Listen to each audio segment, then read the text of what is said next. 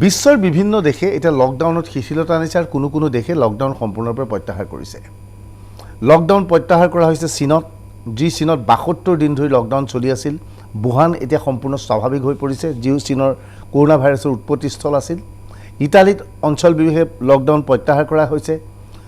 দেখা গৈছে দক্ষিণ কোৰিয়াত এতিয়া লকডাউন নাই, দক্ষিণ কোৰিয়াত এতিয়া সামাজিক দূৰত্ব মানি চলিবলৈ নিৰ্দেশ দিয়া হোৱা নাই। অথচ এইবোৰ দেশ কৰোনাত আক্ৰান্ত হৈছিল। ভাৰততকৈ এইবোৰ দেশত কৰোনা আক্ৰান্ত লোকৰ সংখ্যা যথেষ্ট বেছি আছিল আৰু ভাৰতৰ তুলনাত আগতে এইবোৰ দেশত কৰোনা হৈছিল। কিন্তু সেইবোৰ দেশে এতিয়া প্ৰত্যাহাৰ কৰিছে লকডাউন। সামাজিক দূৰত্বও তেওঁলোকে প্ৰত্যাহাৰ কৰিছে। এতিয়া সামাজিক দূৰত্বৰ কোনো প্ৰশ্ন নাই। দক্ষিণ কোৰিয়াত এনেধৰণৰ দেখা গৈছে যে একেলগে মানুহ ওচৰা ওচৰিকৈ উদ্যানত বহি আছে, বিভিন্ন প্ৰান্তলৈ গৈছে। কিন্তু এইখিনি সময়তো ভাৰতত লকডাউনৰ শিথিলতা অনা হ'ব নেকি? কিছু শিথিলতা আনিছে, আমি সকলোৱে জানো। 17 তাৰিখৰ পিছৰ পৰা লকডাউন হয়তো আৰু বৃদ্ধি কৰা নহ'ব, এনেধৰণৰ ধাৰণা কৰা হৈছে। কিন্তু বাস্তৱ সত্যটো হ'ল এতিয়াহে আচলতে লকডাউনৰ প্ৰয়োজনীয়তা আছিল। বিভিন্ন মহলে কৈ আছে যে মে'ৰ পৰা জুনলৈকে পৰিৱেশ পৰিস্থিতি যথেষ্ট ভয়ানক হ'ব, ভয়ানক ৰূপত কৰোনা দেশত বিয়পি পৰিব। এইখিনি সময়তে আজি তাৎপৰ্যপূৰ্ণ মন্তব্য কৰিছে এইমছৰ সঞ্চালকে। এইমছৰ সঞ্চালকগৰাকীয়ে দাবী কৰিছে জুন আৰু জুলাই মাহত দেশত কৰোনাই ভয়াৱহ ৰূপত বিয়পি পৰিব, বিভিন্ন অঞ্চলৰ বিভিন্ন লোক কৰোনাত সংক্ৰমিত হ'ব। স্বাভাৱিকতে এইটো ভয়ৰ কথা। অথচ সেইখিনি সময়ত দেশত লকডাউন নাথাকিব, অৰ্থাৎ আমি কৰোনাৰ সৈতে সহাৱস্থান কৰিব লাগিব। এই অনুষ্ঠানত আমি কালিও কৈছিলোঁ, আমি কৰোনাৰ সৈতে সহাৱস্থান কৰিবলৈ মানসিকভাৱে এতিয়া প্ৰস্তুত হ'ব লাগিব। এইবাবেই মানসিকভাৱে প্ৰস্তুত হ'ব লাগিব। চৰকাৰে দীঘলীয়া দিন ধৰি লকডাউন কৰি ৰাখিব নোৱাৰে। লকডাউন কৰি ৰাখিলে দেশৰ অৰ্থব্যৱস্থা অতিকৈ শোচনীয় হৈ পৰিব। গতিকে এনে এক পৰিৱেশত কি হ'ব? এতিয়া লকডাউন প্ৰত্যাহাৰৰ ঠিক আগে কোৱা হৈছে জুন জুলাইত ভয়ানক ৰূপত কৰোনা ভাইৰাছ বিয়পি পৰিব, এইমছৰ সঞ্চালকে কৈছে। বিভিন্ন বিশ্লেষক বা চিকিৎসকে কৈছে অনুৰূপ ঘটনা এই মে' মাহৰ পৰা বৃদ্ধি হ'ব বুলি কোৱা হৈছে। এইখিনি সময়তেই দেশৰ বিভিন্ন প্ৰান্তত আবদ্ধ হৈ থকা লোকসকলক আন ৰাজ্যলৈ আহিবলৈ অনুমতি দিয়া হৈছে। কোনোবাই বাছ দিছে, কোনোবাই ৰেল দিছে। অসমতো তেওঁলোকক অহাৰ অনুমতি দিয়া হৈছে। এতিয়ালৈকে ৰেল যোগে অসমলৈ অহা নাই, কিন্তু বাছ যোগে প্ৰায় ৩,০০০ মানুহ ইতিমধ্যে অসম আহি উপস্থিত হৈছে। তেওঁলোকক কোৱাৰেণ্টাইনৰ ব্যৱস্থা কৰিম বুলি চৰকাৰৰ ফালৰ পৰা কোৱা হৈছে। গুৱাহাটীৰ লগতে বিভিন্ন প্ৰান্ততে কোৱাৰেণ্টাইন কেন্দ্ৰ স্থাপন কৰা হৈছে। তেজপুৰতো কৰা হৈছে। তেজপুৰ ইউনিভাৰ্চিটিও এটা কোৱাৰেণ্টাইন কেন্দ্ৰ স্থাপন কৰা হৈছিল। আৰু তেজপুৰ বিশ্ববিদ্যালয়ৰ পৰা খবৰ আহিছে একাংশ শিক্ষক ছাত্ৰ ছাত্ৰীয়ে ইয়াৰ বিৰোধিতা কৰিছে যে বিশ্ববিদ্যালয়ৰ আৱাসিক অঞ্চলৰ মাজত এই কেন্দ্ৰটো হৈছে আৰু তেওঁলোকে ইয়াৰ বিৰোধিতা কৰিছে। ছ'চিয়েল নেটৱৰ্কিং ছাইটত বহুতে তেজপুৰ বিশ্ববিদ্যালয় ইয়াৰ বিৰুদ্ধে প্ৰতিবাদ কৰিছে। কিন্তু এইখিনি সময়ত অতি বিপদজনক অৱস্থাত সমগ্ৰ দেশখন আছে, বিপদজনক অৱস্থাত অসমো আছে। কিন্তু আমি আন এটা দিশ চিন্তা কৰিব লাগিব। বিভিন্ন ৰাজ্যত আবদ্ধ হৈ থকা লোকসকল এতিয়া হাহাকাৰ অৱস্থাত কটাইছে। চৰকাৰৰ ফালৰ পৰা কোৱা হৈছে তেওঁলোকক ধন দিয়া হৈছে। স্থানীয় সংশ্লিষ্ট ৰাজ্য চৰকাৰসমূহে কৈছে তেওঁলোকক খোৱা বোৱাৰ ব্যৱস্থা কৰা হৈছে। কিন্তু বাস্তৱিকতে এইবোৰ সঁচাকৈ হৈছেনে? একাউণ্টছত মহিলাসকলৰ একাউণ্টছত 500 টকা প্ৰধানমন্ত্ৰীৰ বিশেষ যোজনাৰ অধীনত দিয়া হৈছে বুলি কোৱা হৈছে। কিন্তু দেখা গৈছে হাউচ ৱাইফ বুলি কোনোবাই বেংকত একাউণ্টছ কৰিলে সেই হাউচ ৱাইফৰ একাউণ্টছলৈও সেই টকা আহি পৰিছে। এজন কোটিপতি ব্যৱসায়ী পত্নী যদি হাউচ ৱাইফ হয়, এজন চৰকাৰী চাকৰিয়ালৰ গেজেটেড অফিচাৰ পত্নী যদিহে হাউচ ৱাইফ হয়, তেতিয়াও তেওঁৰ একাউণ্টলৈ 500 টকা আহিছে। যে যি পাব লাগিছিল সেইজনে পোৱা নাই, এনে মহিলাৰ কাষলৈও আহিছে। এনে বহু উদাহৰণ আমাৰ লগত আছে। আমি ইচ্ছা কৰিলে এই উদাহৰণবোৰ আপোনালোকৰ সন্মুখত বিতংভাৱে ৰাখি ধৰিব পাৰোঁ। কিন্তু এই ভয়ানক পৰিস্থিতিৰ মাজত এই শ্ৰমিকসকল ইখন ৰাজ্যৰ পৰা আনখন ৰাজ্যলৈ যোৱাৰ লগে লগে আন এক জটিল পৰিৱেশ পৰিস্থিতিৰ সৃষ্টি হৈছে সমগ্ৰ দেশত।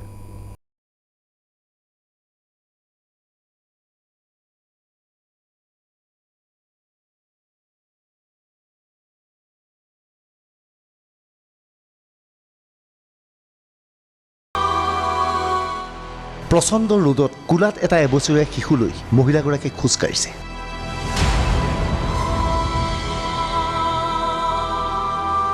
মহিলাগৰাকীৰ লগে লগে আগবাঢ়িছে আন কেইজনমান ব্যক্তি।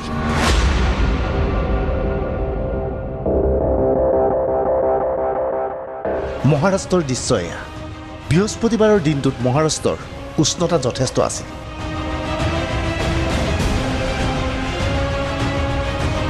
প্ৰচণ্ড ৰ'দৰ মাজত এই মহিলাগৰাকী খোজকাঢ়িছে। আচলতে এই মহিলাগৰাকী এগৰাকী দিন হাজিৰা কৰা শ্ৰমিক।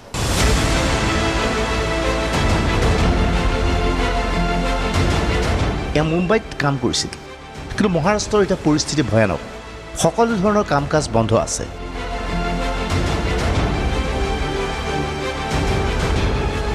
সমগ্ৰ মহাৰাষ্ট্ৰক ৰেড জ'ন হিচাপে ঘোষণা কৰা হৈছে।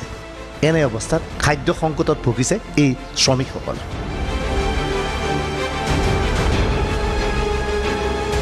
সেয়েহে এওঁলোক খোজকাঢ়িছে। এওঁলোক কিমান দূৰ খোজকাঢ়িব জানেনে? প্ৰায় 200 কিলোমিটাৰ।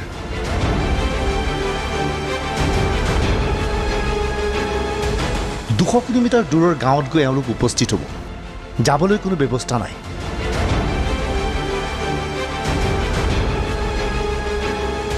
সেয়েহে কোলাত এবছৰীয়া শিশুলৈ খোজকাঢ়ি ওলাইছে মহিলাগৰাকী।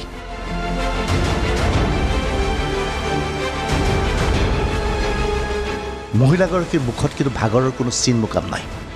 আগবাঢ়িছে। লক্ষ্যস্থান 200 কিলোমিটাৰ দূৰৰ গাঁওখন।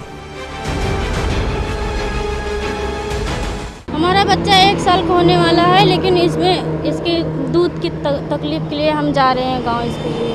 इसको पैसा नहीं है हमारे पास। तो कितना दूर है गांव? यहाँ से कैसे जाएंगे आप पैदल? अब कैसे जाएंगे? अब देखो क्या करेंगे। जाएंगे पैदल जाएंगे और क्या करेंगे। अभी कुछ तो उधर खाने की भी नहीं है ना। ये बच्चा क्या खिलाएंगे? नहीं तो दूध पीता है, पैसा भी नहीं है हमारे लोग के पास। तो अभी रास्ते में उसके लिए कहाँ से आप क्या इंतज़ाम कर पाएंगे? क्या दूध उसके लिए, पानी कहाँ से होगा? आप ये सब सोचे हैं? अभी कुछ बिस्किट उस्किट खिलाते निकल जाएंगे और क्या करेंगे। पानी वानी पिला देंगे थोड़ा बहुत। घर पहुँचेंगे तो देखा जाएगा उसके बाद। এই মহিলাগৰাকীৰ লগত কেইবাজনো পুৰুষো আগবাঢ়িছে।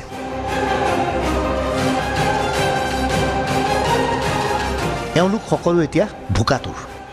দিন হাজিৰা কৰি জীৱন নিৰ্বাহ কৰা মজদুৰসকলৰ বাবে মহাৰাষ্ট্ৰ চৰকাৰে কোনো ধৰণৰ ব্যৱস্থা কৰা নাই।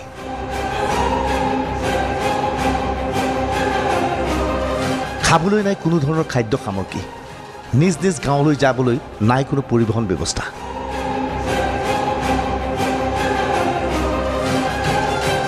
সেয়েহে খোজকাঢ়িয়ে আগুৱাইছে প্ৰচণ্ড ৰ'দৰ মাজত এওঁলোক।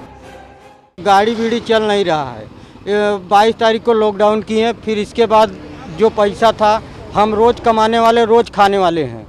गलत बोलता हूँ बोलना, मैं ना तो रूम लिया हूँ ना तो कुछ है। टैक्सी में खाना, टैक्सी में रहना, टैक्सी में नहाना।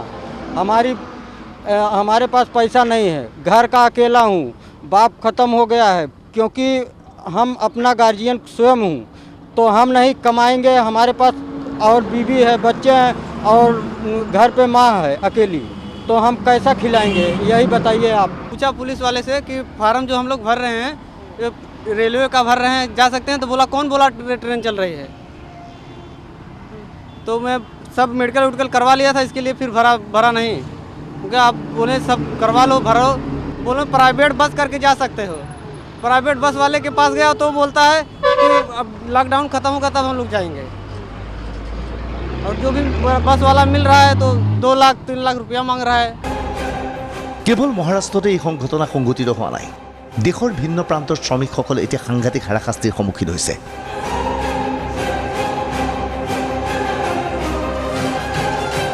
ৰেলযোগে অৱশ্যে বহুকেইখন চৰকাৰে নিজ নিজ ৰাজ্যলৈ এই শ্ৰমিকসকলক প্ৰেৰণ কৰিছে।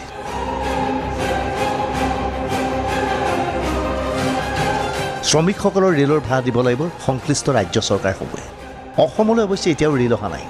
বাংগালোৰৰ পৰা 9 মে'ত একাংশ লোকক লৈ এখন ৰেল অহাৰ কথা আছিল যদিও কৰ্ণাটক চৰকাৰে ৰেলযোগে শ্ৰমিকসকলক প্ৰেৰণ কৰাৰ বিৰোধিতা কৰিছে।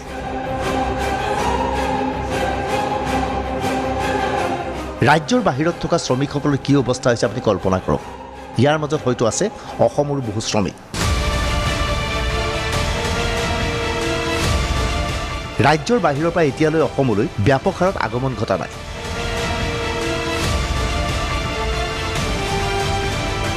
আজমিৰৰ পৰা অহা ব্যক্তি বৰাকত কৰোণা আক্ৰান্ত।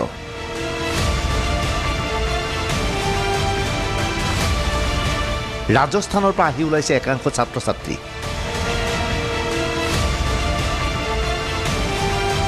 ভিন্ন প্ৰান্তৰ পৰা এই পৰ্যন্ত 1000ৰো অধিক লোকৰ অসম আগমন। সৰুসজাই স্থিত কোৱাৰেণ্টাইন কেন্দ্ৰৰ বাহিৰৰ দৃশ্য এয়া। এইদৰে কেইবাখনো বাছ আৰু গাড়ী ৰখি আছে। ৰাজ্যৰ বাহিৰৰ পৰা এওঁলোক আহিছে। যোৱা 12 ঘণ্টা ধৰি এওঁলোকে একো খাব পোৱা নাই।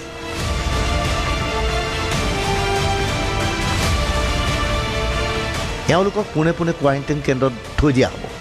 14 দিন নিৰীক্ষণ কৰা হ'ব।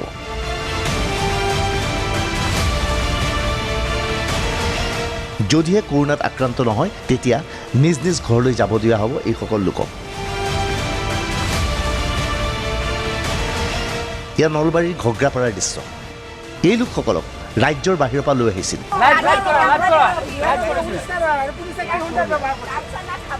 যোৱা 12 ঘণ্টা ধৰি এওঁলোকে একো খাব পৰা নাই।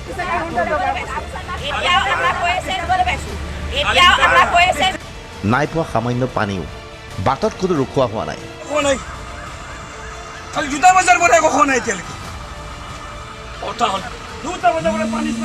প্ৰাতকৰ্ম কৰিব পৰা নাই এই পুৰুষ মহিলাসকলে। এই মানুহসকলক মন কৰক।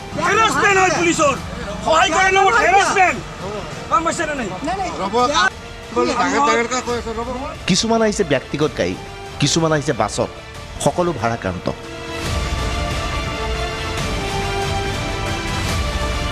ভোকত এওঁলোক উত্তেজিত হৈ পৰিছে।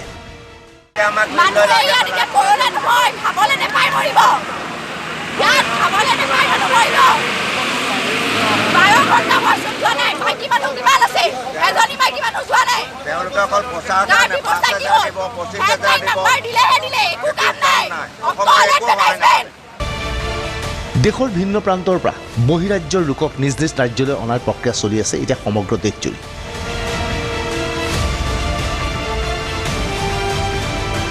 কিন্তু এনে পৰ্যায়ত এই কাম আৰম্ভ হৈছে যিটো পৰ্যায়ত ভাৰতত কৰোণাই ভয়াৱহ ৰূপ ধাৰণ কৰিছে। এনে অৱস্থাত আশংকা প্ৰকাশ কৰা হৈছে এই লোকসকলে কৰোণা ভাইৰাছ সংক্ৰমণৰ এক গুৰুত্বপূৰ্ণ ভূমিকা পালন কৰিব।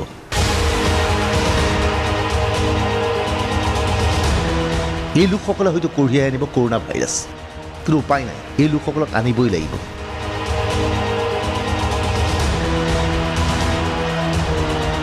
কিয়নো অনাহাৰে অনিদ্ৰাত এওঁলোকে কটাবলগীয়া হৈছে বিভিন্ন ৰাজ্য।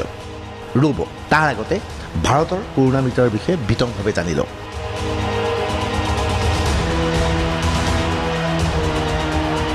তেতিয়া গম পাব যে ভাৰতৰ পৰিৱেশ পৰিস্থিতি আজিৰ তাৰিখত কি হৈছে।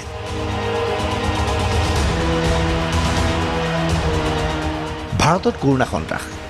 দেশত কৰোণা আক্ৰান্তৰ সংখ্যা 53,045।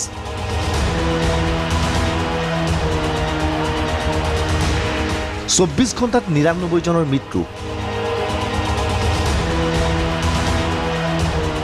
24 ঘণ্টাত 3,582 জন নতুনকৈ কৰোণা আক্ৰান্ত।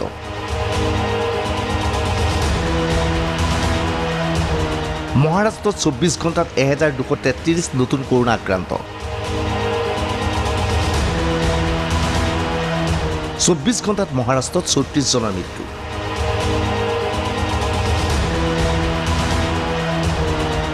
এই তথ্যৰ পৰা এটা কথা স্পষ্ট হৈ পৰিছে, ভাৰতত এতিয়া কৰোণাই ভয়াৱহ ৰূপ ধাৰণ কৰিছে। আৰু এইখিনি সময়তে এই মানুহখিনিক নিজ নিজ ৰাজ্যলৈ অনাৰ প্ৰক্ৰিয়া আৰম্ভ কৰিছে চৰকাৰে।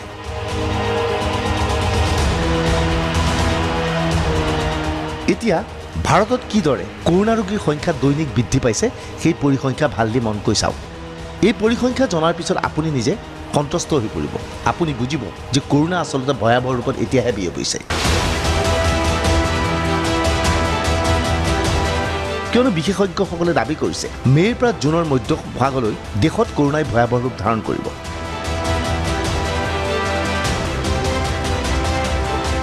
ভাৰতত 98 দিনত 50,000 কৰোণা আক্ৰান্ত।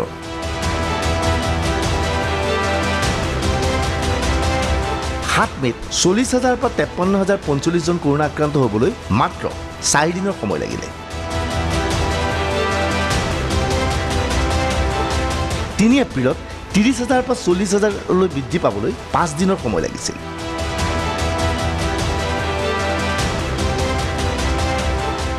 28 এপ্ৰিলত 20,000 পৰা 30,000 হ'বলৈ 7 দিন সময় লাগিছিল।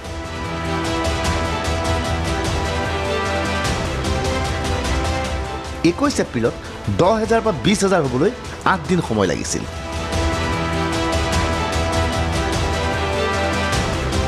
আৰু 15 এপ্ৰিলত 10,000 অতিক্ৰম কৰিবলৈ 75 দিন লাগিছিল।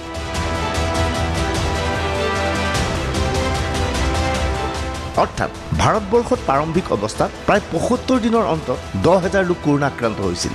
কিন্তু এতিয়া দেখা গ'ল মাত্ৰ ২৪-২৫ দিনৰ ভিতৰত 10,000 পৰা কৰোণা আক্ৰান্তৰ সংখ্যা ৫৩,০০০লৈ বৃদ্ধি পালে।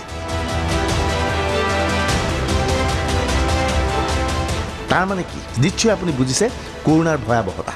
चिंता की है कि इंडिया के अंदर जो केसेस हैं वो 52,000 के करीब हो गए हैं और डेथ्स भी जो हैं 1773 के करीब हो गई हैं। लेकिन इसमें मैं एक चीज बताना चाहूंगा, जो आज डेथ हो रही है वो आज का कोविड नहीं दर्शाती है, वो पिछले 3 हफ्ते का कोविड या 4 हफ्ते का कोविड दर्शाती है। क्योंकि कोविड का इंक्यूबेशन पीरियड 2 से 14 दिन होता है। उसके बाद एक पेशेंट को सिम्टम होकर मृत्यु तक आने में भी 3, 4, 5 दिन लगते हैं कोविड के केस को। तो ये बेसिकली पिछले 3 हफ्तों की जो आंकड़े हैं वो इस वक्त हमारे को वो दिखाती है।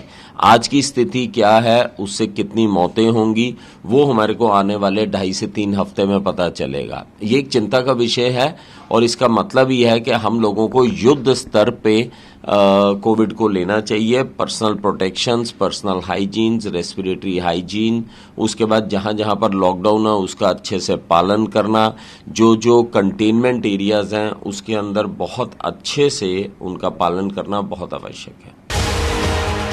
এইবাৰ বিশ্বৰ বিভিন্ন দেশৰ তথ্য আপোনালোকক সদৰি কৰিব বিচাৰিছোঁ। এই তথ্য ভালকৈ জানি লোৱাটো উচিত। কোনখন দেশত কৰোনাই কেনেকৈ ভয়াৱহ ৰূপ ধাৰণ কৰিছিল এই তথ্য এইবাৰ গ্ৰাফিকেলি আমি আপোনালোকক দেখুৱাব বিচাৰিছোঁ।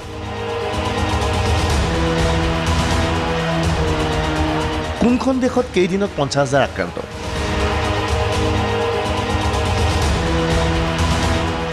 ৪৪ দিন চীন, ৫১ দিন ইটালী, ৫৫ দিন স্পেইন, ৯৮ দিন ভাৰত।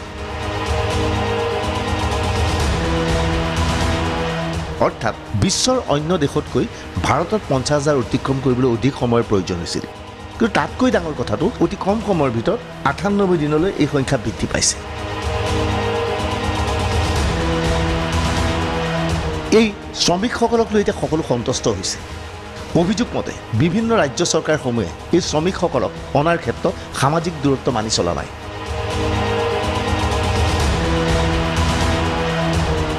উৰিষ্যাত এইদৰে অভিযোগ উত্থাপন কৰিছে উৰিষ্যা কংগ্ৰেছৰ নেতাই। भारतीय जनता पार्टी की सरकार है, ओडिशा राज्य में बीजू जनता दल का सरकार है और दोनों सरकार में केंद्र में एक दूसरे को सहयोग करते हैं और समझौता बेहतरीन है।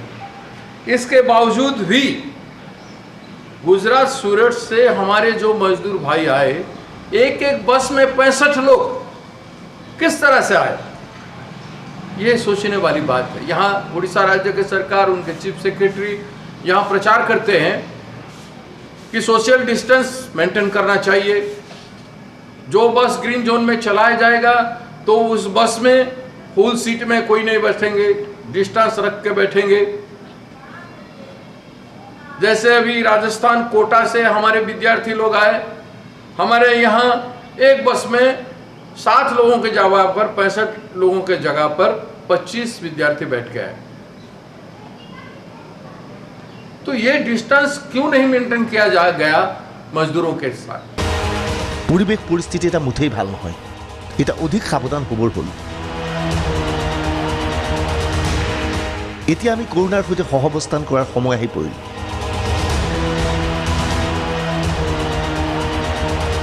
গতিকে নিজকে নিজে সাৱধানে ৰখাটো এতিয়া অতিকৈ প্ৰয়োজন হৈ পৰিছে।